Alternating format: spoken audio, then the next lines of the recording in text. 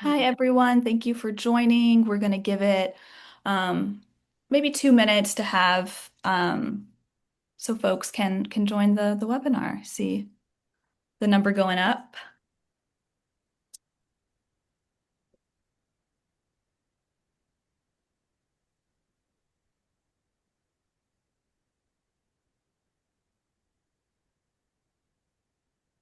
I do see a raised hand from Lewis. If you have a question or a comment to start us off, feel free to put that in the Q&A or the chat. You can see either. Or it could have been an accident. That happens to me too.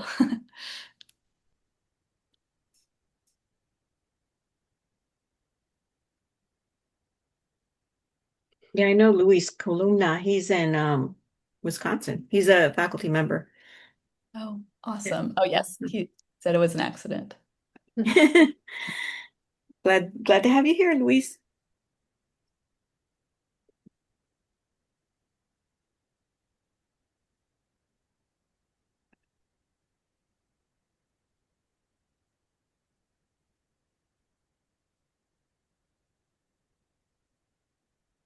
Yeah. All right, yeah, we make it another minute, maybe hmm 30 seconds. Yeah, it looks like it's still good. Yeah. I can go ahead and start introducing our speakers. Hi, everybody. Welcome to the Autism Consortium of Texas. And we're really excited to have Lauren Hampton and Hannah Phipps Rosenfield here today. Lauren has been an active faculty in the LEND program for several years. I mean, we've only been around 5 years, so most of those 5 years. And so she helps us out with the research component for our LEND fellows, but she's an associate professor in the Department of Special Education and a board certified behavior analyst. Received her PhD at Vanderbilt University and did a postdoc at Northwestern University. Um, Her research focuses on optimizing parent-mediated early interventions for young children with language and communication delays and or challenging behavior, um, including those that are on the autism spectrum. And also her work focuses on early identification of communication and language delays. And she's worked in a variety of early intervention settings with young children and their families as a teacher. So she has that direct experience, an interventionist, parent coach, and behavior analyst. And she also has expertise in research methodology and analysis, including smart design, meta-analysis, and longitudinal modeling. So, and then Dr. Hannah Phipps Rosenfield is a postdoc fellow at the Texas Center for Disability Studies and in the Little Longhorn Lab, which is Dr. Hampton's lab. And she's completing her clinical fellowship to become a licensed speech pathologist as well, speech language pathologist. And her research focuses on evaluating individualized family-centered interventions that support young children's social communication and behavior regulations. So I'll turn it over to you guys. Thank you so much for having us. I'm so happy to be here and get to share the study with everybody. I am having a little bit of trouble with my internet, and so I think it's working okay right now. If I notice Hannah freezing a lot, which I think is the indicator for me that mine's having trouble, I might turn my video off. But please let me know in the chat if you're having trouble following along. Sandy, that was a lovely introduction. Thank you so much. We are so excited. Today is such a special day for us because this is the first time we get to share the results from a 4-year project that we've been doing. We're excited to share these results with you and also have time at the end to discuss our findings and for you to all to help us think about the next study that we're doing with these babies. This project that we're going to talk about today is affectionately known as our SibWatch project. It was funded by the National Institute on Deafness and Communication Disorders back in 2021. Kind of in the height of COVID. So you'll see some signs of that throughout the data today. And we just finished our data collection in the fall. I'm so lucky to have Dr. Hannah Phipps Rosenfield here. she's been able to complete her postdoc partially in my lab because she is a whiz with statistics, and she's been helping us with the analysis, which has been so fun. So she'll get to present that part today. As we're presenting, please use the Q&A feature in the webinar to let us know any questions that you have. If they are short, burning, clarifying questions, whichever one of us is not presenting is going to try to answer it in the chat so that you can have that question answered and be able to process what we're talking about moving forward. If you have bigger discussion questions, please put those in too, and we'll get those organized so that we can have that great discussion at the end. Okay, well, on that note, just a little terminology here. I am going to talk about parents a lot today. And when I say parents, I'm referring to anybody in the child's life who's serving in that primary parenting role. So that could be a grandparent, a mother, father, a foster parent, anybody who identifies as a primary caretaker for a young child. And so I'm using the term parent intentionally to exclude talking about nannies or childcare providers, because we're really thinking about parents who are at home doing that bath time routine with these babies day in and day out. Okay, and so parents are so important in those early years, those first few years of life, and they are key facilitators of early communication and language learning. And parents are really responsive to parent-mediated interventions. When we provide a little bit of coaching, a little bit of teaching around how to support language and communication development in babies and young children, parents learn those strategies and become effective language teachers relatively quickly. We see a moderate effect size here from a meta-analysis. And then in turn, their children demonstrate improved language and communication skills. And we see a slightly smaller effect size here, but still significant and still meaningful. And we also see this translate to other important skills like play and social development as kids get older. So being able to intervene in these first few years of life by giving the parent some tools, we can have lifelong impacts for these kiddos. Next slide, Hannah. Early intervention is, we know is particularly important for those language and communication skills, but particularly because they are so pivotal. We see these skills are important components in every aspect of a child's life. We need our communication and language skills to have strong social relationships, to be able to play with others, to be able to develop rich play. And the impacts of our early language development trickle throughout a child's life, and we see impacts on their academic skills and a child's ability to gain independence as they get older. So we're really honed in the Little Longhorn Lab on these early communication skills because they are so pivotal, and because there's a significant number of young children who really struggle to learn these foundational skills. And siblings of autistic children are a particularly interesting group when we're thinking about how to improve language and communication outcomes for the youngest children.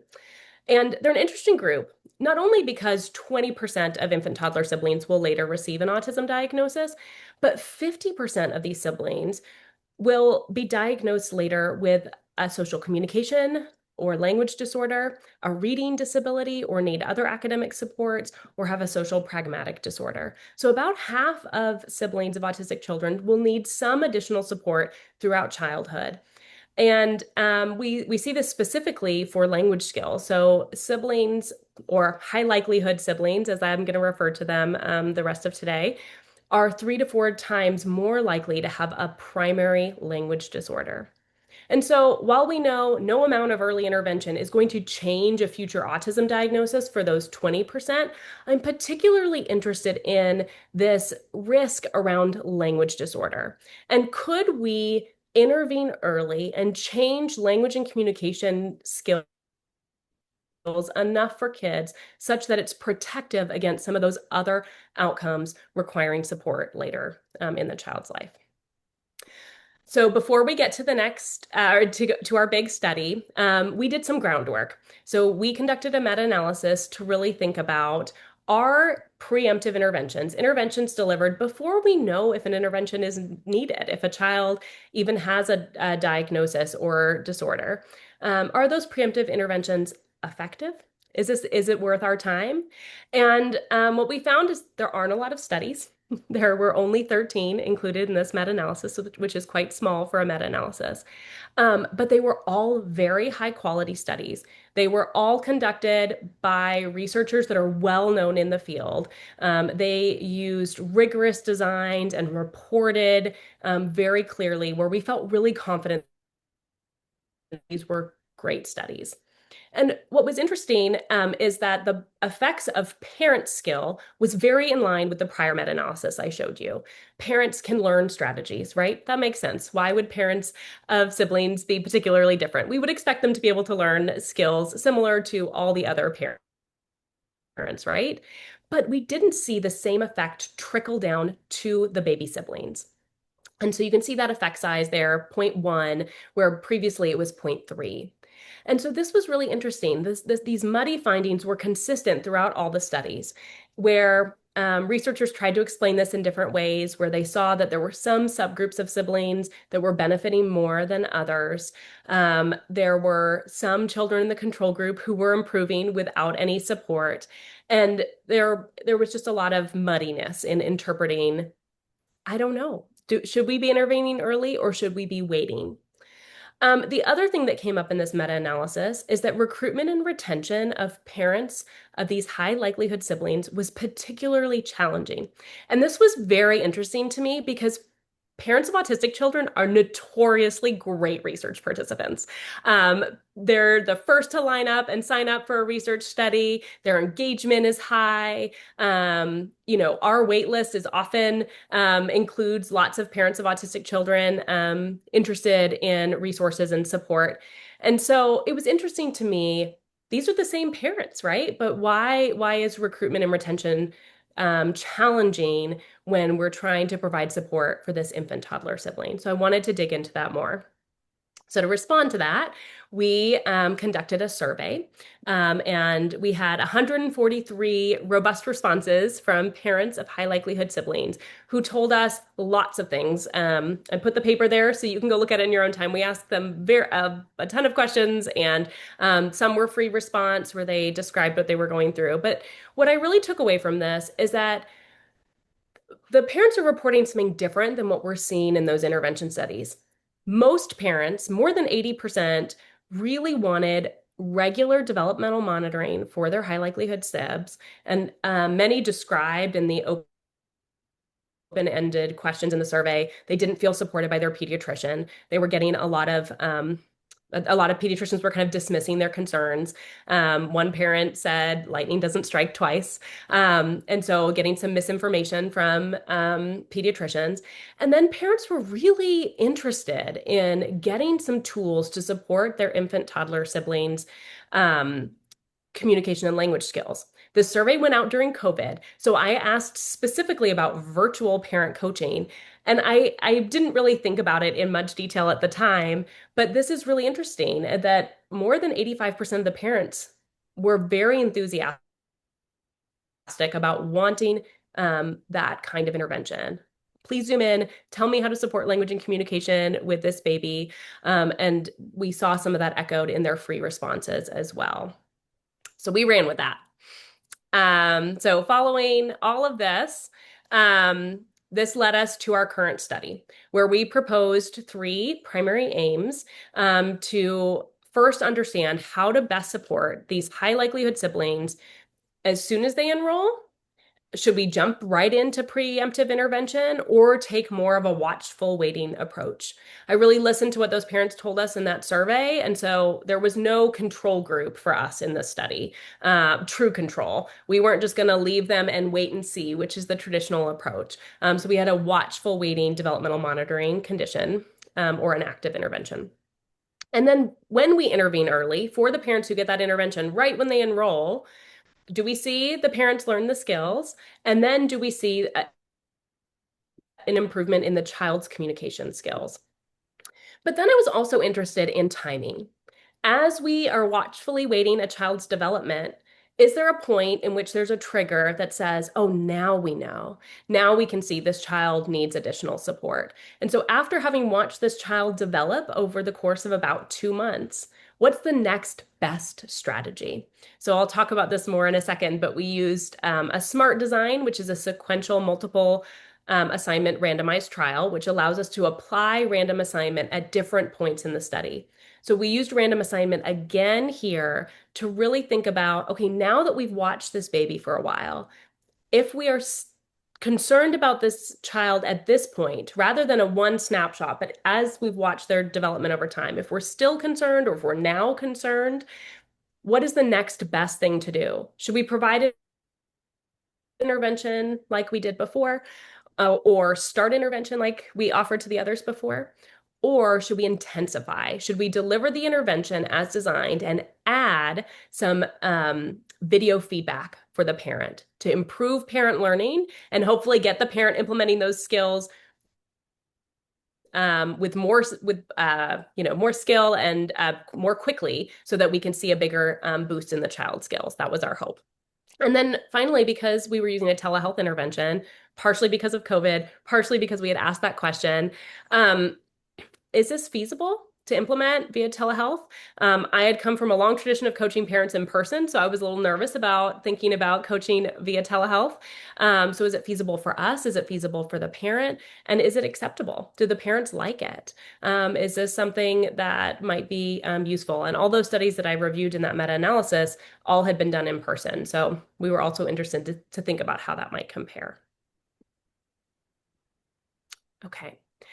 So here's the flow chart of what the study looked like. I know this is a busy slide, but this is kind of how we're mapping out the SMART design or those sequential randomizations. So we started at baseline where we enrolled the infant toddler siblings who were 11 to 18 months old. And we randomly assigned them to either receive the parent-mediated intervention, which I'll describe in a second, with that monthly developmental monitoring, and compare that to just having the monthly developmental monitoring of social communication concern.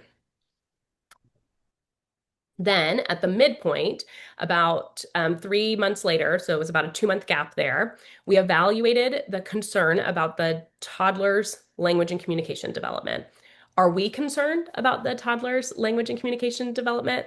And is the parent concerned? And if either party was concerned, then we'd put that toddler in that concern bucket. If neither the parent nor our team was concerned, they went in that no concern bucket. So we have more children than not going into that concern bucket, right? We wanted to take a more conservative approach. If there was any concern across the board, we want to go ahead and provide more support. And I'll talk more about what that evaluation looks like in just a second. So for the children we were not concerned about, they just went into monitoring. We weren't concerned about them. Probably doesn't make sense to provide intervention to somebody we're not concerned about. If they had previously received intervention, we did give them booster calls so they could continue to feel supported by the interventionist, but it was really a reduce strategy. And for kids we were monitoring from the beginning in cell D there, we continued to monitor. But for those kids we were concerned about, this is where we had that second research question. What is the best strategy now? Now that we know this kid is not meeting milestones like we want them to be, what is the next best thing to do? So we randomly assigned here, we applied that random assignment to be able to compare the standard parent-mediated intervention with that continual monitoring or the exact same protocol, but with the addition of some video feedback. And I'll talk more about what that means in a minute. So then after another about 2-month period, we did some post-test assessments to look at the child's communication skills and the parent implementation. And then we do have a follow-up a few months after that, which I don't think we're going to get into too much today. So stay tuned for those results. Okay, next slide. So for the developmental monitoring component, there were 2 different tools we used. Monthly, parents filled out the communications symbolic behavior scales infant toddler checklist, which is about 40 some odd or 24 items, sorry, about the child's social communication skills. And we would tell the parents, your child shouldn't have all these skills at the beginning of the study, right? It's meant to look at communication over time, but they would fill out the survey either via email or over the phone with one of our clinicians. And then this scale was particularly interesting to me because it's not an autism screener. It's really about a communication and language development screener. And it has cut points at the end. So the total score, um, there's a lookup table with the total score based on the child's age. And then it gives you a decision about whether we should be concerned about the child's communication at this age or not. And so that's how we made the decision about the parent having concern. And then our clinicians at that midpoint, they rated the child using a clinical global impression rating. And they used all the information that they had about the child, reviewing the parent's checklist, observing videos from our data collection time points, um, if they had had intervention, they used all the information they knew about that child in intervention to make a clinical judgment. Am I, as the clinician, worried about this child's communication and language development? And that's a 7-point scale. 1 to 2 is not really concern. 3, we're starting to be concerned. And so we put those kids in the concern bucket. And then anything higher is a lot of concern. Again, taking that conservative approach. Okay, and then for the intervention, this is our active ingredient here. We used Project Impact. It's a manualized intervention that's commercially available, and it's designed to support parents to implement naturalistic communication support strategies. And these strategies are really designed to be implemented in everyday activities like play, snack, book reading, bath time. We wanted something that was really going to fit into what parents are already doing. We didn't want them to have to set aside separate time for an intervention. And the strategies are to promote engagement, communication, and language skills. And in that first phase, the parents who got intervention from the beginning were really focused on responsive strategies. So we're not doing a lot of direct teaching or instructional strategies, really just building kind of back and forth interactions, maybe some wordplay games, and teaching the parent to follow the child's lead. The sessions followed a teach, model, coach, review format where there was a brief instructional period at the beginning where we might define what the strategy is that we're working on today, give some examples, and check in with the parent about how things are going. Then there's a modeling period where we provide some video example models. When we do this in person, we get down on the floor with the baby and show the parent what it looks like with their specific child. So moving to video examples was a little challenging for us, but we've grown our database and we have a range of videos that we get to show parents of different developmental levels and different kiddos, and that works pretty well. Then the coach portion, we invite the parent to practice in an activity for about 10 minutes. Most of the time we use play for teaching. It's usually the easiest activity to kind of build some of these foundational strategies, but sometimes parents pick other routines. And during that coach portion, we give the parent some brief feedback while they're practicing. Maybe try this, wait just a second, little nudges and hints. And then we have time at the end to review, where the parent gets to reflect on their practice, what went well, what they felt good about, what they want to work on in the future. We make a couple suggestions, really focus on a lot of the things that went well, connect what the parent's behavior, how the parent's behavior impacted the child, what we saw in the child in response to what the parent was doing. And then we work with the parent to make a plan for practice, how they might try practicing the strategy throughout the next week or half week. Intervention sessions were twice a week for 12 weeks, right? 6 weeks, sorry, in the first half for those 12 sessions.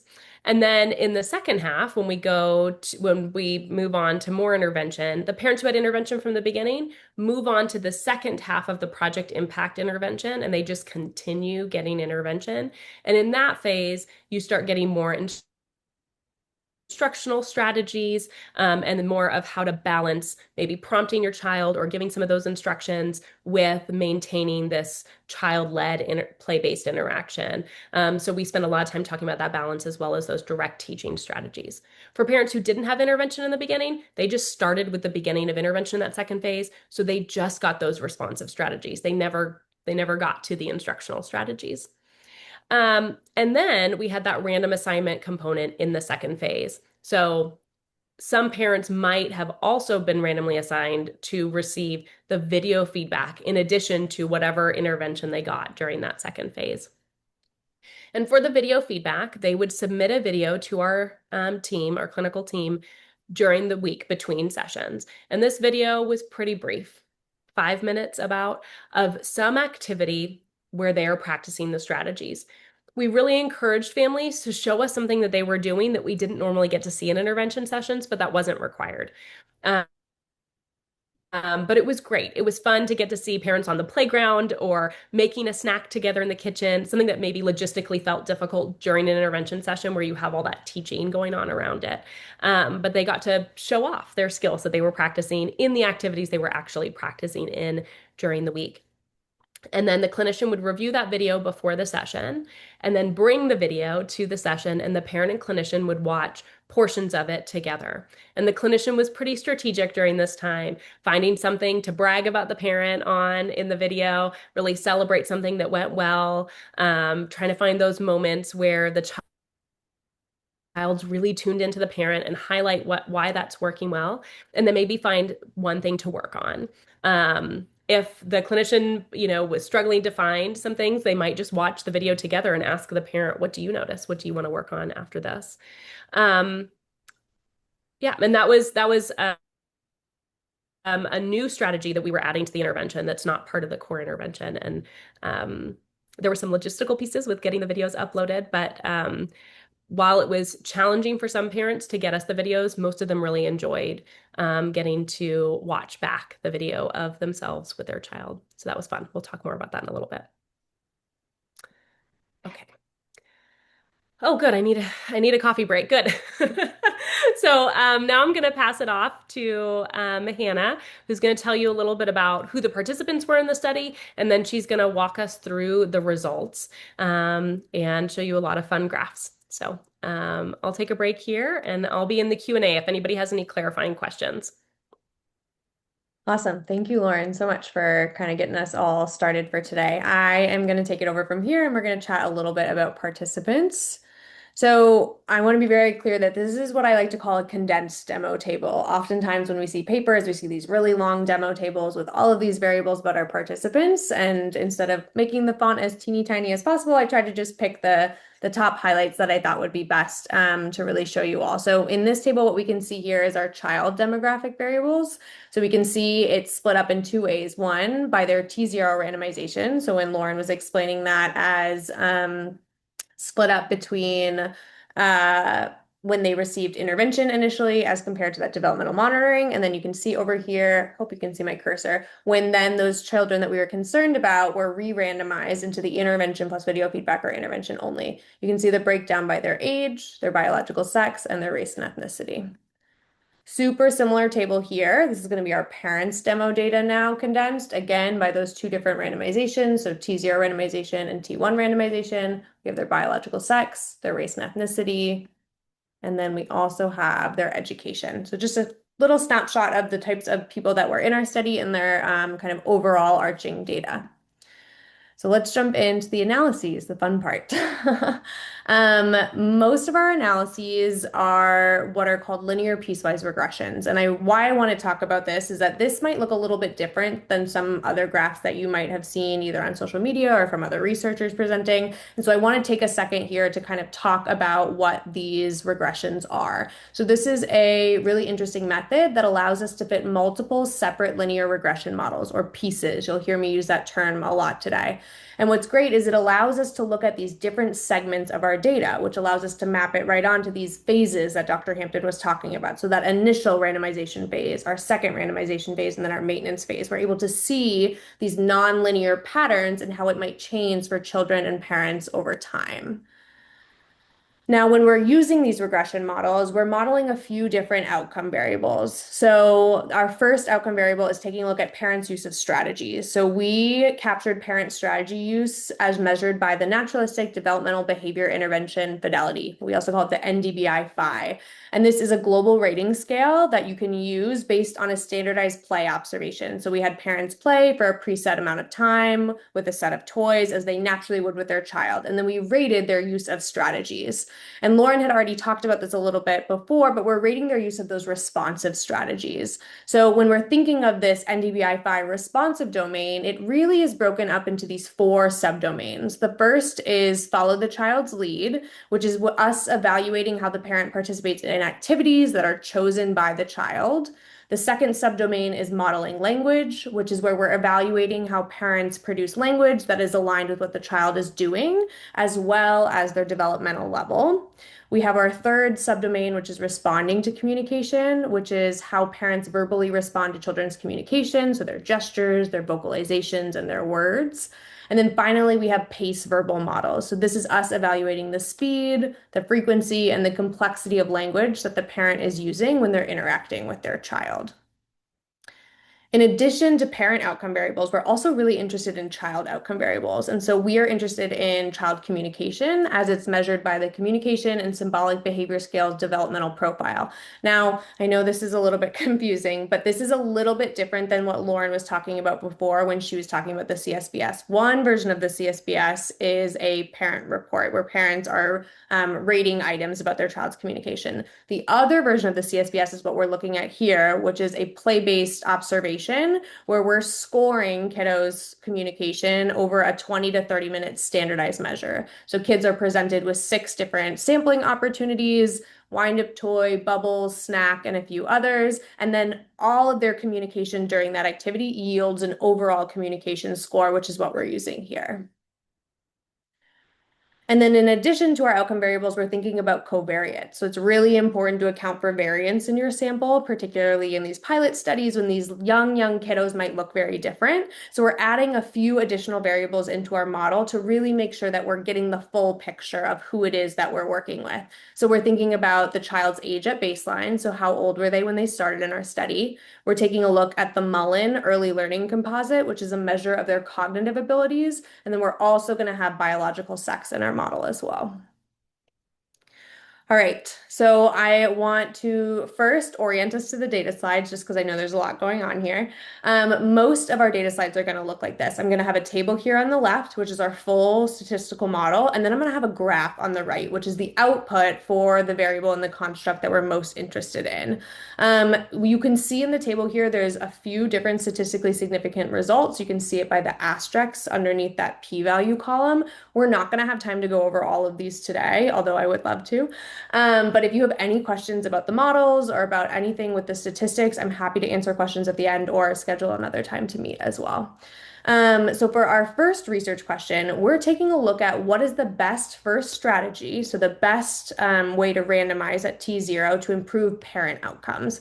And so I want us to look at the graph here on the right. So what we can see here on the x-axis is our different pieces or our different phases of the study. We have intervention phase 1, which is T0 to T1, intervention phase 2, T1 to T2, and then maintenance, T2 to T3. And then on our y-axis, we have parents' use of strategies as measured by the NDVI-5. And when we're looking at this graph, we're really comparing those 2 initial groups. So the parents and their kiddos who are randomized to receive intervention and those who are randomized to receive developmental monitoring. And so for this model, we're really interested in seeing how parents' use of strategies changes over time for each condition in this phase 1. And so what we can see here is that there's actually an upward trend with both of our conditions. But what we're seeing is that there is a slightly steeper slope with the intervention condition, so that orange line, albeit not statistically significant. But what's interesting about this is we do see a moderate effect size. So we are seeing that there is a moderate difference between parents' use of strategies at T1 when we're comparing these 2 groups, so the intervention condition as compared to the developmental monitoring. The second half of this research question is then taking a look at this association for child outcomes. So what we did is we fit another piecewise linear regression, and you're going to see in our graph on the right, it's actually a little bit different. Instead of having 3 pieces, we actually have 2. And why this is because we only measured the CSBS at T0, so the beginning of intervention phase 1, at T2, the end of intervention phase 2, and then at maintenance at the end of maintenance at T3. So we're seeing 2 pieces instead of 3. So I just want to be clear when our graphs look a little bit different here. So for this model, again, we're interested in seeing how children's social communication changed over time for each condition as they were randomized at that initial randomization point. So again, intervention or developmental monitoring. Similar to the parent model, what we're seeing is we are seeing an upward trend in children's communication across both conditions, but we are still seeing more growth in social communication over time in the intervention condition, so that orange line as compared to that developmental monitoring condition or that gray line. And we're seeing a very similar moderate effect size, which is showing us that there is a pretty moderate difference between those two communication scores at T2 for those two different conditions.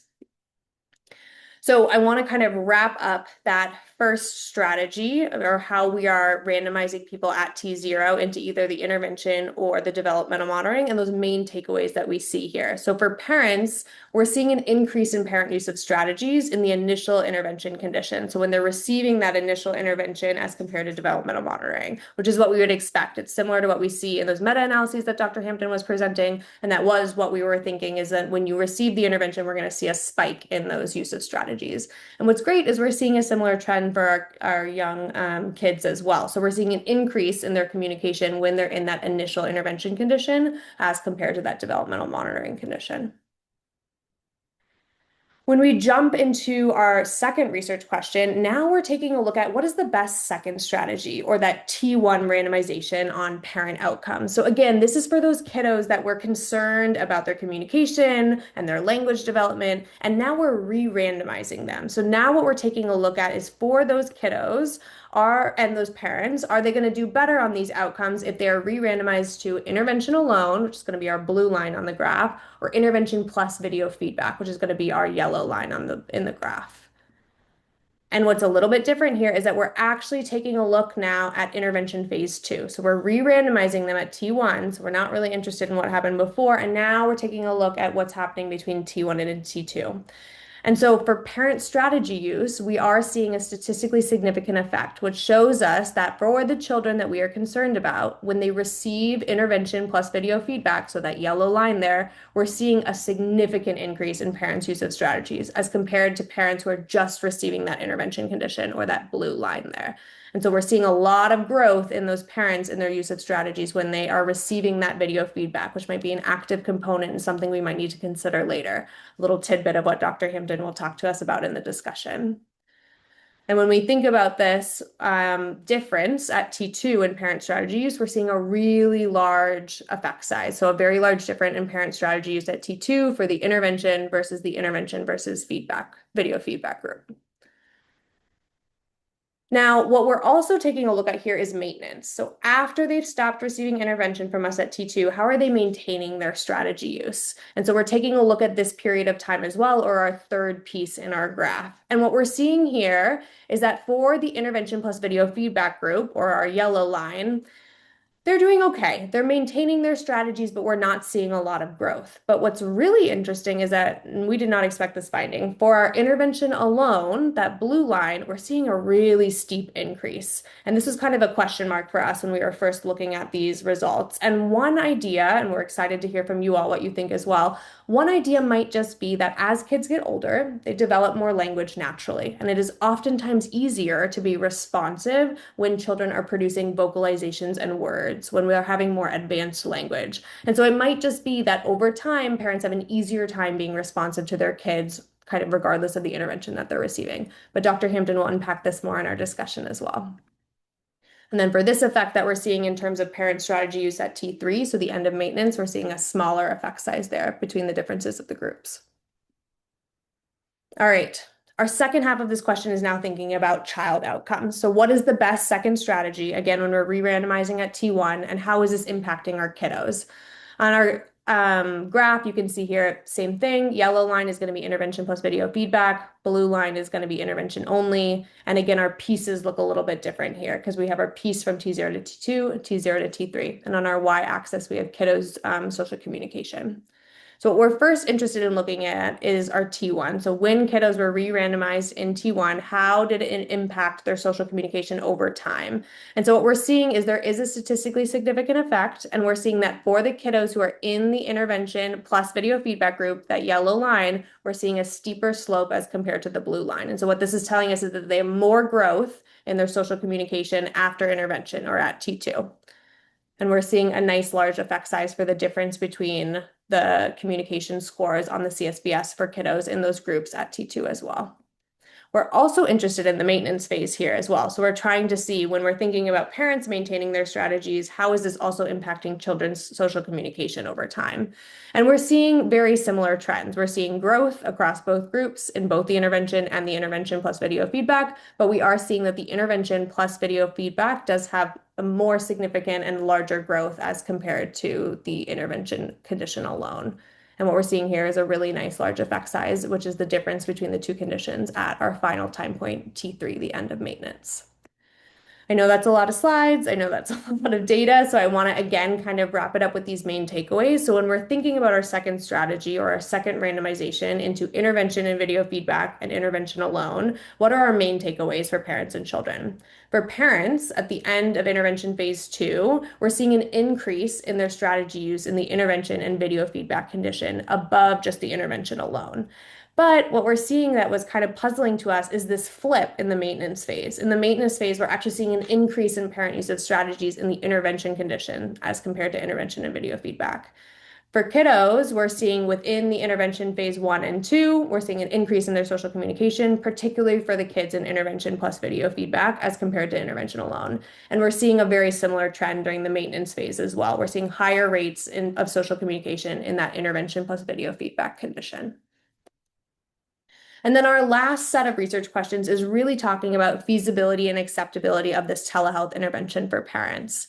So we started off with feasibility, just asking the parents how often they use the techniques at home with their child, so their younger child, as well as their older child, so their older autistic child. And we're seeing a majority of the parents are reporting, that they agree somewhat or agree strongly with these statements. Additionally, we asked them about their comfort level, so trying to understand if they use the strategies on their own, even if intervention is over. And we're seeing a very similar trend here that parents are reporting feeling extremely comfortable and very comfortable using these strategies even after intervention, which is great. We asked if they experienced any barriers to using these strategies, and we're seeing that a majority of our sample, or 81%, reported no. However, we are seeing about 19% that did say yes. And so we asked them to describe what these barriers were in a text box in a survey. And based on their responses, we yielded kind of two themes. One theme is scheduling, and the other is overall fit. So in terms of scheduling, we had a parent write that their work schedule and child being sick on and off was a barrier, or lack of time and time constraints.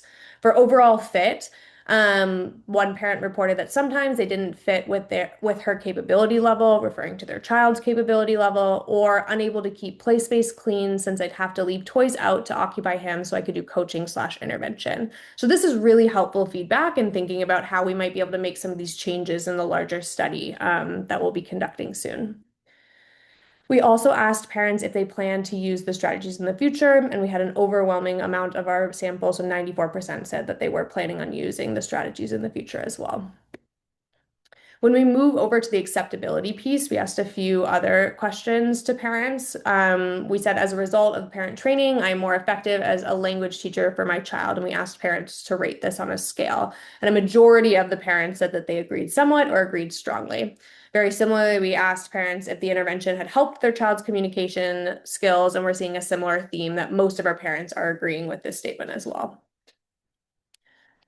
We asked if they thought the intervention helped their child. We had 74% of our sample say yes, 19% say somewhat, and then 6% say no. And we did, again, give them that text box, really trying to understand why they thought that it did or did not help their child. So for the parents that said yes, based on their responses, we yielded two themes. One of them is play-based and the other is accountability. For play-based, one parent wrote, our play became partner-based, and I was able to adapt that to multiple other routines during the day, which is great. That's exactly what Dr. Hampton was talking about. This is kind of the goal of this intervention, is that they're able to use it across the day, and it's really naturalistic in a play-based setting, which is awesome.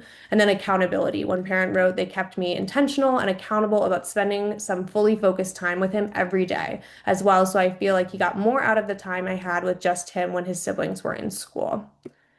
For our parents that said somewhat, their responses kind of dwindled down into two buckets. One is that the intervention was redundant, and the second that they noticed limited gains. For the redundant, one parent wrote, I went through ECI with my older autistic son, so a lot of these strategies were not new to me.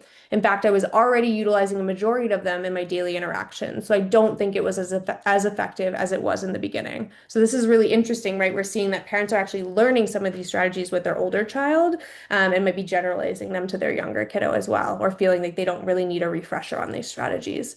And then in terms of limited games, one parent said, I think it helped her make strides in her overall communication, specifically her nonverbal communication. I'm not sure if her natural course of language developed as it was impacted by the intervention or not.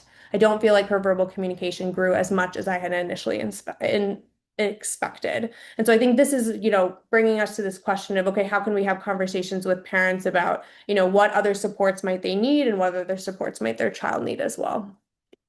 And then for our parents that reported no, we weren't able to yield any themes just because the responses were a bit brief. We had one parent say NA and another said that they didn't complete it. The last thing that we did is ask parents about the telehealth component of this intervention. Dr. Hampton had mentioned earlier that in the meta-analysis, none of these interventions for high likelihood infant SIBs have been done in telehealth. So we're really curious about how this component resonated with families. We asked them if the virtual sessions seemed as effective as in-person sessions would have been, and we had a majority of our sample saying that they somewhat or strongly agreed. And they also said that 70% said that virtual sessions would have been less stressful than in-person sessions. And then finally, the last question that we asked them for acceptability was that if you had the opportunity to do this intervention in person rather than virtually, would you have chosen that option? What we're seeing here is that 61% of our families said no, but 39% of them did say yes. And so we were curious as to why. So again, we gave them a text box to share more information with us. And we found kind of two general themes that parents were reporting. One is just their general preference, and the other is communication. For general preference, one parent wrote, I just prefer in-person sessions. And another person wrote, I think in-person may be helpful, but the online version was good too. I just like face-to-face. And so I think some options for parents could really be beneficial, knowing that some people prefer telehealth and other people might prefer in person. For communication, we had one parent write, it would be easier to communicate with the therapist and assessments would be easier in prepared environment rather than at home because we are doing a majority of this in all of it over telehealth. Parents kind of managing and thinking about the space is definitely another load on their mind when they're participating in this study. So our main takeaways for feasibility and acceptability. For feasibility, we had a high proportion of our sample saying that they use the strategies, they feel comfortable using the strategies, and that they're planning to use the strategies in the future, which is amazing. In terms of acceptability, most of the parents said that it was really helpful for them and their child. And then when we're talking specifically about telehealth, a lot of parents reported that they thought it was more optimal than in person, and limited parents reported that they would have preferred in person as compared to telehealth. So this is really helpful to kind of have this feedback from our participants so that we can tailor and change what we're doing in the larger trial moving forward. I'm going to pass this back over to Dr. Hampton. She's going to wrap us up today with a bit of a discussion and talking about what these results mean for clinical practice and kind of at large. So Lauren, take it away. Okay, great. I tried to answer some questions as they came up while Hannah was presenting. If you have any other questions, especially about the statistical models, you can go ahead and put those in the Q&A also. And Hannah will do her best to try to answer. Okay, so where does this leave us? The answers to our questions are a little muddy, not unlike the prior literature, but let's think about what we've learned. First, we have some interesting additions to the literature, right? So our telehealth implementation was feasible and acceptable. And this is really important. This is a really important finding for this population in particular, right? In those prior meta-analyses, we saw high rates of attrition, difficult recruitment. There are quite a few papers that didn't quite fit into that meta-analysis that are more commentaries that talk about this problem of recruiting parents of high likelihood siblings specifically. And so our attrition was less than 6%, and we didn't struggle too much with recruitment. And so, the video, the telehealth component is might be a really great answer to that recruitment problem, right? It's much more accessible for families. They don't have to go anywhere. They don't have to worry about childcare for another child. We were very flexible, and when we offered sessions, I saw there was a question about that in the chat. We provided sessions uh, primarily in the evenings and on weekends for families that were home with their kids during the day. We asked them to pick a time that was best for them, right? So sometimes that was morning, sometimes that was right after nap time in the afternoon. We tried our best to be flexible and meet the family where they were schedule wise. So this telehealth piece is a potentially really important piece that can be used clinically now based on these findings, and is a great tool for us to have in our toolbox. The other piece is this video feedback piece. The caveat here is when we get to that second randomization, the numbers are small, right? So it's an impressive finding, but we're interpreting it cautiously because this is still technically a pilot study. So we are kind of in that land of we're cautiously optimistic about this strategy.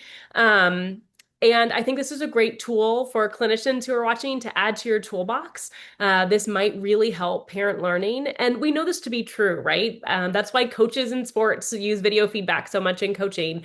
We know that watching ourselves on video is one of the best ways to learn. And so this is a great tool to try and then to use your own data and clinical judgment about whether it's worth continuing or not. It's definitely something that we are adding to our next study, which I'll tell you about in just a second. This also aligns with other parent training, the other parent training literature, where we know that video feedback is particularly important in parent-infant treatments broadly. So we've been able to kind of replicate that specifically with this high likelihood population.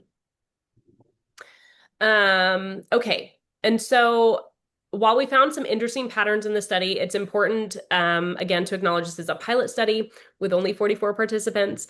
So 44 participants, we know from the literature, is plenty to examine those parent differences and to feel really confident in those effect sizes. You may have noticed, if you were really savvy as Hannah was presenting those slides, that the effect size on the parent outcome is right in line with those meta-analyses, right? Very, very similar in size. And so we feel really confident about our parent findings. For child findings, we know from the literature we need a larger sample. Kids are highly variable, right? So it may just be chance that these 44 kids turned out this way. So we know we need to replicate this study in order to really answer some bigger questions about these kids. Yeah, so in the next larger randomized trial, we really need, as a field, to understand who are the subgroups, who are the kids in those control groups, just as our prior literature asked as well. Who are the kids in those control group that are improving without intervention? Can we figure out who those kids are earlier? We've kind of combed through our data and we're still asking those questions, and I think a larger sample will really help bring that to light more so. And then who are the kids who benefit the most from intervention? We have some evidence of that in the prior data, but it's pretty muddy still. And so again, we need a large sample to look at all of those different subgroups to really answer those questions well. The other piece is this question about when we intervene. So we tackled it in this study by thinking about timing. From the minute of enrollment, do we just hit the ground running with intervention, or do we watchfully wait and see maybe if concern develops, then provide intervention? And we saw some interesting things with that approach. But there's also a different way to think about timing, and that is about developmental windows. Is there an ideal time in a child's development in which we should insert that intervention, rather than think about when they enroll into intervention? And so the way to best do this is to think about enrolling subgroups of kids at different ages and then really see how those developmental windows play out. And that's what we're doing in our next study. So our next study, we're just calling SibWatch 2.0 because I'm not that creative, launched in the fall, right when data collection ended for the study that we talked about today. In this new study, we are working with Vanderbilt University to be able to recruit 140 participants. And we are using a randomized control trial this time without the second randomization. In order to really look at those developmental windows, we don't want to muddy the results with that second randomization this time. So we are using a straight randomized trial to compare project impact to the same developmental monitoring protocol. And then we're using block randomization. So we are randomizing within subgroups based on age to better understand the ideal age band in which to intervene. And we know this is true from a lot of the data in terms of language growth curves that we expect kids to have a language burst. And there's a couple times in development that we see that happening. And so that's what we're really trying to hone in on. Can we intervene right when that language burst is about to happen and get the most bang for our buck? And then we're also looking at some other possible subgroups based on early indicators and risk factors. I'm working with Tiffany Wonarowski at Vanderbilt University in speech and hearing, and she has done a lot of work in thinking about sensory responsiveness as an early indicator of concern for high likelihood siblings. And so we're looking at those subgroups as well in terms of sensory responsiveness, and a few other as well, but I'm not going to dive too much into that. So we can look at this is what it looks like, much simpler than the other slide I showed you. We have that straight randomization at the beginning, and then our time windows are a little bit longer. So we're doing the full intervention in that first randomization rather than splitting it up, comparing that to developmental monitoring alone. And then after intervention, one thing that we heard from families a little bit is that it was kind of a hard cutoff. The intervention ended and then they didn't see us anymore. And then also we see that in the data, right? Hannah showed you a little bit of that where they had this great learning curve and then it kind of tapered off. So we're adding these booster sessions for the intervention families, trying to keep that momentum going, but also minimize burden. So we're balancing those two things. And then we have a true follow-up after that where we really step back and see how the kids and parents change in those last 4 months. So total enrollment in that study is over the course of a year. And at that final time point, we do a diagnostic outcome for the sibling in terms of language disorder as well as autism. Okay. So again, the key takeaways here are that telehealth interventions are feasible and acceptable for parents of high likelihood siblings and seem to be a really nice tool for us to have in our toolbox to increase access and to increase participation. We know we need more research to understand for whom and under what conditions preemptive intervention is most effective. And then we have this finding about video feedback, which I think is really fun, that this might be a particularly active ingredient in improving parent skills. And that just has even more impact on the child's development. So I have a whole team to thank. These folks, students and research assistants, really could not have done this project without them. Hours of coding videos and late nights with parents, Zooming with parents. We saw a cohort of parents in Hawaii, and that time difference was challenging. And so a particular thank you to Annabelle, who had a lot of late nights and weekends with families to accommodate schedules, which I really appreciate. So I'm so grateful for this team, so grateful for Hannah and her amazing statistical knowledge, and she's been really great in building those models for us. So thank you to everybody. And then I'm gonna plug my lab a little bit here. You can go to our website to learn more about all the projects that we're doing. Our current sibling study is open for enrollment. So if you know somebody who might be interested, fill out a form today and we'll get you more information. And we have a newsletter that we send out quarterly that will keep you updated on all the things we're doing if you're interested in following that. And then we have some references, which are not super interesting. And then we have some time for Q&A and some discussion. Great. That's a fantastic study. You guys put a lot of work into that. And this next one's going to be amazing. One question I have So is it's a lot of families. We're excited. yeah. Question I have is if you have data on the sort of resources that families have. We did a study with Dr. Venegas focusing specifically on low resource families with low resource sources that included maybe high school education, income, things like that, whether children's on Medicaid. And we found that in using a similar kind of intervention with Project impact, some form of that. And we found the retention was very challenging, for those families. So that's why I'm wondering if you were able to kind of sort that out. Yeah, Hannah, I don't know if you can get back to those slides. So some things that I just kind of flew by because of time. We provided every family with an iPad and a tripod in order to reduce the technology barrier, and they got keep that, which was super fun. In the new study, we're not allowed to let them keep it, which is a bummer. We did also provide every family with a bag full of toys. It was worth about $75. So if they didn't have access to toys and they wanted to practice and play, we had that available as well. So that reduced some barriers.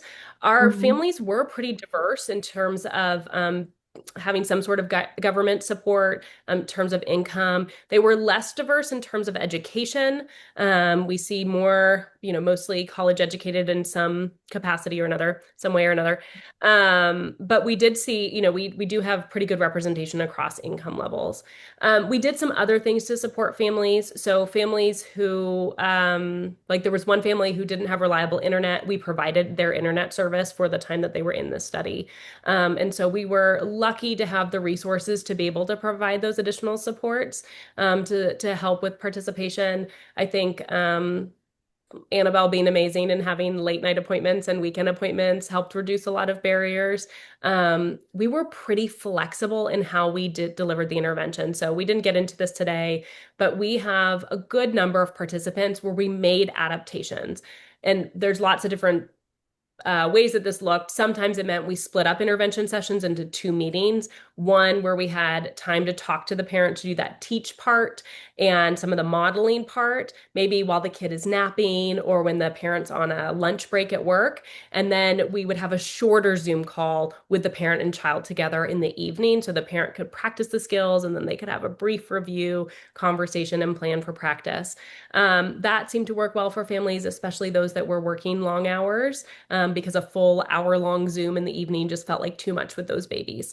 So we made those kind of adaptations for a few families.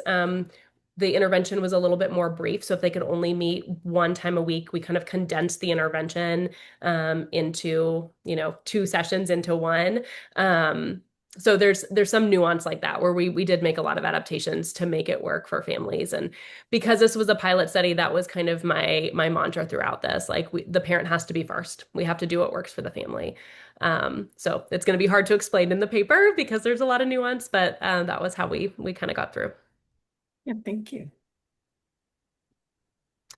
I see there's a question in the chat. How long was an average session implementing the strategies? Yeah, so I just referenced that a little bit. The meetings were about an hour long, sometimes a little bit longer, sometimes a little bit shorter, kind of depending on how much the parent wanted to chat about different things. And then, as I just explained, sometimes we split it up into shorter sessions to be more feasible for families. I think that was my favorite adaptation. I'm definitely taking that into the second iteration. I think splitting it up worked really well for some families. Um, We have a few questions in the chat. One is, are you randomizing participants also by ASD severity in addition to age? so because these children do not yet have a diagnosis, we don't randomize based on that. We are block randomizing based on region, so where they live, and we are using quota sampling to ensure that we are recruiting a diverse sample in terms of race and ethnicity. Somehow NIH hasn't caught on to the fact that we're doing that, so we're still doing that. um, and that we're excited about that because Tiffany at Vanderbilt does a lot of work in Hawaii, and so it will allow us to recruit Native Hawaiians into the study who are very underrepresented in the autism literature. But because we don't have that autism diagnosis at baseline, we aren't looking at that, but we are going to control for some of the diagnostic information that we have about the older sibling, including how many siblings they have with a diagnosis. We know from prior literature that being in a multiplex family or a family that has multiple autistic children already increases your likelihood of having autism as a sibling. Thank you. And then there's another question about language diversity. And I know you previously put in the chat that about 50% of the families spoke other languages at home, but all families primarily spoke English to their child. And I'm not sure if there's anything else Yeah, about language diversity. yeah, I can just build on that. I mean, we have a lot more that we could say about that. But I don't have the data pulled up at the moment. But what I will say is that we included families who reported that they primarily spoke English to their child because our language assessments were in English.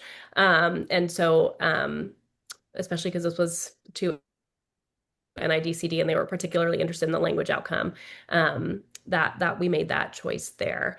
Um, we do have some other studies where we balance that out and do some in Spanish, but in this one it was focused on English language measures as the outcome. So, but we do have a lot of variability, and we are Hannah is playing with that in the final analysis to see if multilingual homes maybe have different outcomes than monolingual homes. Um, Angela, I see you have a question about the parents. Are the parents assess themselves? I'm not sure exactly what you're asking. Could you maybe ask that a different way? Um, oh, and then somebody asked why we're not doing the second randomization in 2.0.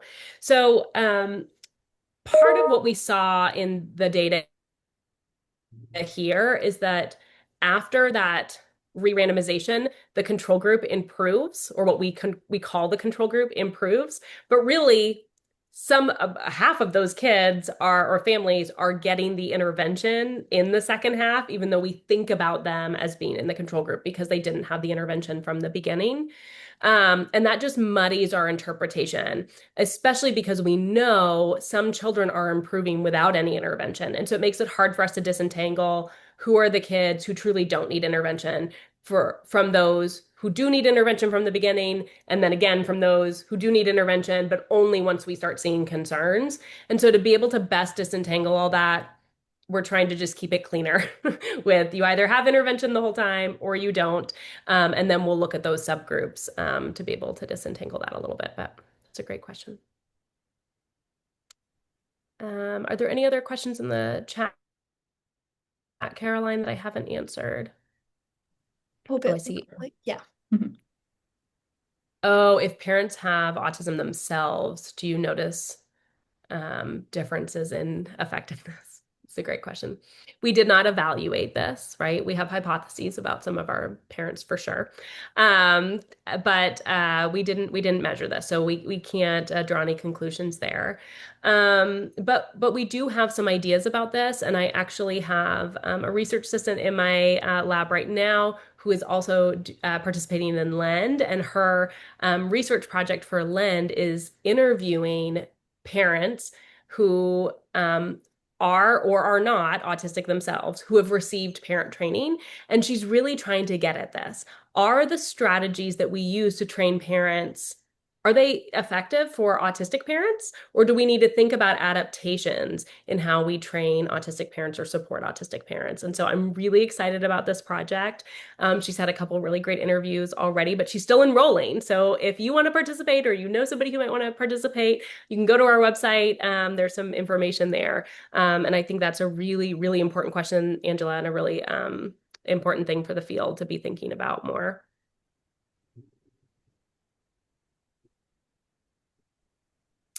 Okay, well, while we wait to see if there's any more questions, I have some questions for the group for discussion. And so you can either raise your hand or participate in the chat.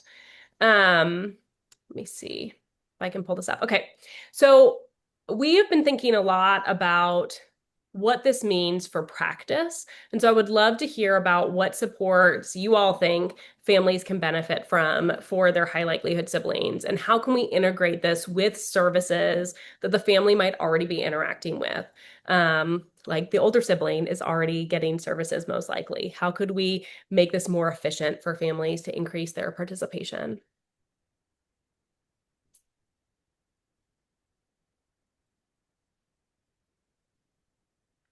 Anybody have any ideas? You're welcome to raise your hand and Caroline will unmute you. You don't have that on a slide, do you? No. Can you repeat it? I can cut. Yeah.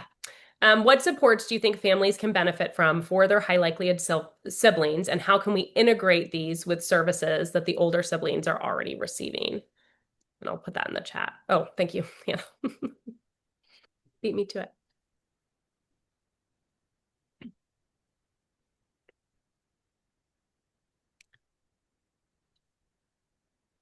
I hear a hand. All Zoom is right. funny. All right, Angela, let me. Yay. Okay, you should be allowed to talk now. Awesome. Sorry about that. Got my baby with me, so it's a little harder to text. I think that I'd like to see what it's like for them to maybe do a maybe groups together for interventions. Because I know that it's interesting when they have a chance to interact, at least with my friends with who are BCBAs, how they once the kids are attuned, how they interact with other kids, how a lot of opportunities come up there. And I have three myself. None of them has ASD as of yet, but we it is always interesting to see how they the opportunities come up for language development and unique family language development when there's other groups involved. So I'd be curious to see if that is helpful or if there's any science that says that that would be hindering development. Yeah, that's a great idea. One of the very first research studies I ever participated in worked on as a undergraduate, was play groups with families, and I really loved that model. Certainly hard to do well in a research study. And the thing that's held me back from that the most is that over the course of that group-based intervention, some kids will go on to receive a diagnosis and some will not. And I think Mm. that like comparison piece could be really challenging for some families. And so I think perhaps an interview study or really, talking to family members about that and their experience with different support groups, specifically around the sibling, might be the way to kind of disentangle that. Because I do think that is also a good way to deliver the intervention from a resource standpoint. One of the other questions I have is about policy and what are the implications. Even if we say, yes, siblings should get a preemptive intervention, who's going to pay for that, right? If we don't see signs of delay yet. And so this is a nice cost-effective way, right? Doing group-based intervention. And so I need to do some work to think about what that would mean for the families over time as development changes. Um, Lauren, can I chime in really fast? We have Wait, another um, response in the chat that I love. It says family sessions that involve slash integrate other adults slash children in the home into the activity, skill, or connection. And so I was not an interventionist on this study, but I am an interventionist on one of Dr. Hampton's other studies where we are also using Project Impact. And I had this lovely family with, they had four kiddos, two parents. And it was always so hard to say, oh, we're only, really working with one primary parent because everyone in the house was so excited, particularly when you're on telehealth, just because, you have your whole open space. It's really easy to incorporate more people. So I would love to see that in a research study or in clinical practice, particularly also because one of Project Impact's aims is this piece of social connection and social interaction for these kiddos. And so really thinking about who is in this child's kind of zone throughout their day and really including them in the intervention, I think would be really helpful and really interesting as well. yeah.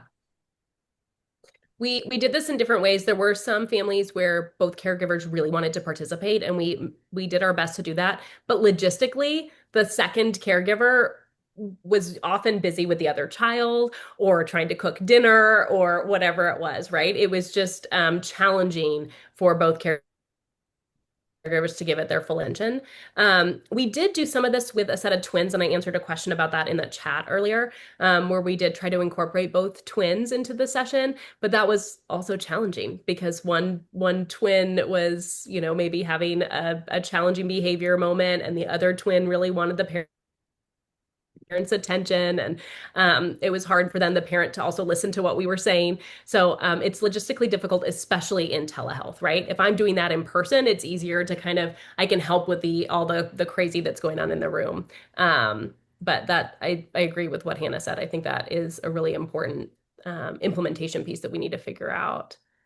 Um,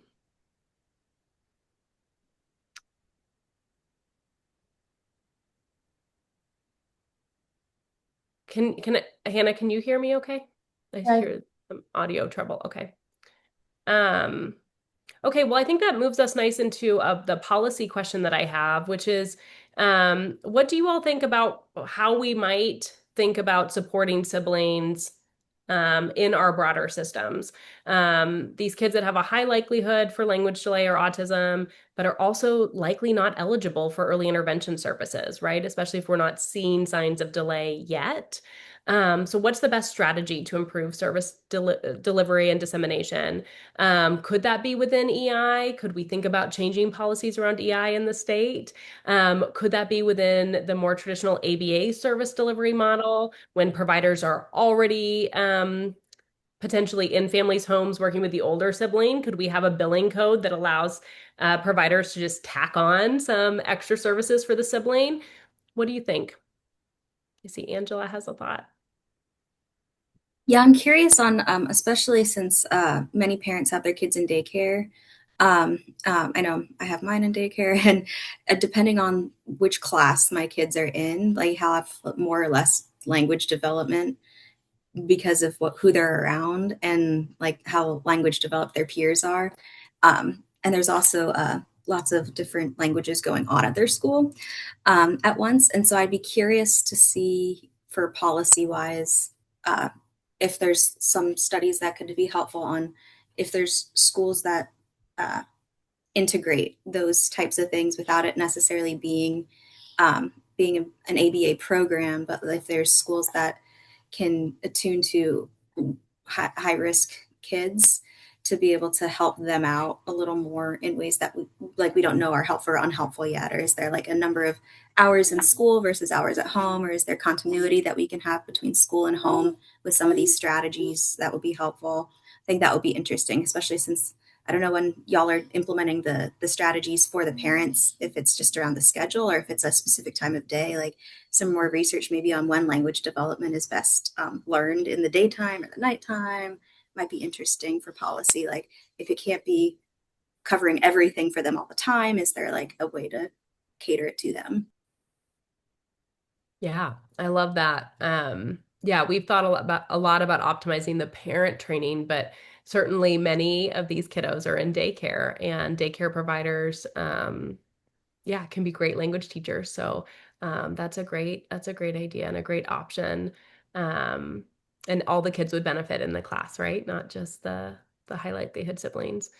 I see somebody else suggested thinking about supporting pediatricians more around this early identification piece. And there's a whole nother analysis that Hannah has on her plate in the coming months to think about that developmental monitoring that we did and the timing to think about, can we optimize those cut points that are already built into the measure? Is there maybe a way that we can rework how that measure is behaving specifically for this population and make recommendations to a pediatrician? And could that be integrated into regular pediatric practice? I think this is important because pediatricians already don't feel well equipped to identify autism, but they certainly are not well equipped to identify language delay. And we hear a lot from our parents, and I know pediatricians don't feel confident in thinking about this, but there's a lot of let's just wait and see, or boys are late talkers. There's a lot of misinformation out there. And so I know pediatricians have really loved the MChat, whether it's helpful or not, I'm not sure, but they love it because it gives them a decision, right? Here's the cut point, here's what you should do next. And so I think the infant toddler checklist could also be a nice tool for pediatricians. It's brief. The parent can fill it out while they're waiting between the nurse and the pediatrician coming in. And it gives them kind of a cut point of, okay, here, you should refer this child to a speech language pathologist. And what I really like about that is then the family is going to a speech language pathologist who hopefully doesn't have a long wait list, where we know those developmental pediatricians who are making an autism, not autism decision have long wait lists. And so that might be a nice inroads for some families to get some services. Yeah, love that idea, Amy.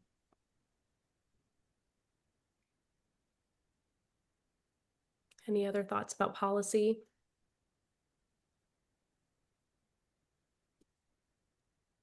I would Is there love any other? to, I would love to see if any of our Lend Fellows who are all attending this event have any questions or thoughts to help contribute to these questions.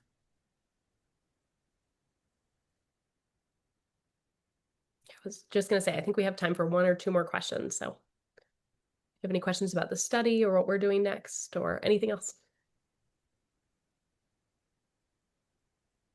And while we wait for a hand to be raised or a question to come in, I'm just gonna quickly remind folks if you've been to one of our webinars before and requested a CEU, in about 3 to 5 days, you can expect an email from me with a link um, where you click on the link, fill in your information, and it will immediately send you a PDF of your CEU. Um, but you can always reach out to me via email if you have questions.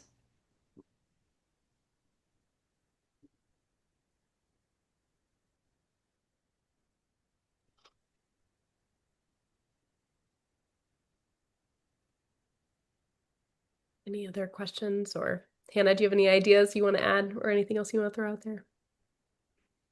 Um, I mean, I'm liking our policy conversations. I think that's where my brain usually goes to. And I'm seeing someone just put in the chat something with policy in it. So maybe we can go ahead and read this one. Okay, I'll read it. It says, I don't know if this is already a policy/process, but to add to your discussion on pediatrician diagnosis, could it be a standard protocol that if a child in a visit already has a sibling with autism and or speech delays, the child would immediately receive a referral and access to resources that allowed them access for needs? I'm just going to jump in and say my one thought, and then Lauren, you can jump into. Yeah, I like this idea too. I think taking as much burden off pediatricians' plates as we can is what my brain immediately goes to. So that's making easy and accessible and free measures for them to use where the training isn't too big of a lift. And we're really making sure that they're set up for success in these meetings, just because I know they're seeing so many families, they're seeing so many kids. It's really rapid fire in there with those sessions. And so I like this idea of almost a decision tree of, oh, if you have a kiddo, who does have an older autistic sibling, here are the steps that you're following. So I really love that idea of kind of streamlining that for them as well. Lauren, I don't know if you had any other. Yeah, I was just going to say it's so challenging because pediatricians spend so much time learning about disease, and that's really what their specialty is. And so they maybe got one class meeting about language development. So we really do have to make it easy and simple, and encourage pediatricians to refer out to speech pathologists. I really think that's a great solution for this population is speech pathologists first, and then refer to a larger diagnosis if over time we see persistent challenges. It's great. With the amount of research connecting genetic likelihood of diagnosis, it makes sense to extend resources and connect them to a specialist that can monitor and assess. Yeah, I agree. I think the problem here is resources, right? We already have such long wait lists for autism diagnoses as it is, and there isn't really a medical home for watching development, right? And so I think that's where we've, as a field, kind of adopted like, well, let's just wait and see until there are signs. And so that's where I really think about policy. Should we put the burden on ECI? Should early intervention be monitoring their development using more of this watchful waiting approach? Should we teach pediatricians how to do this well? Can we bill insurance for more frequent visits to be able to monitor development? Since there is a high likelihood, not just for autism, but also for language delay. Or should we be getting these kids in to a speech language pathologist? Can we find a way to change insurance policies so that speech and language therapy is approved, maybe at a very low dosage with a lot of consultation, but for kids who are in this risk category, not just siblings, right? Kids who have other risk factors as well. So, yeah, the policy piece here is what I think is the challenge, but we're going to be thinking a lot about that in the next couple of years, for sure. Well, I know we're just at about time. So I think Hannah and I can hang out here and answer any other remaining questions, but we'll kind of wrap it up here. I have a stats question right at the end. My favorite.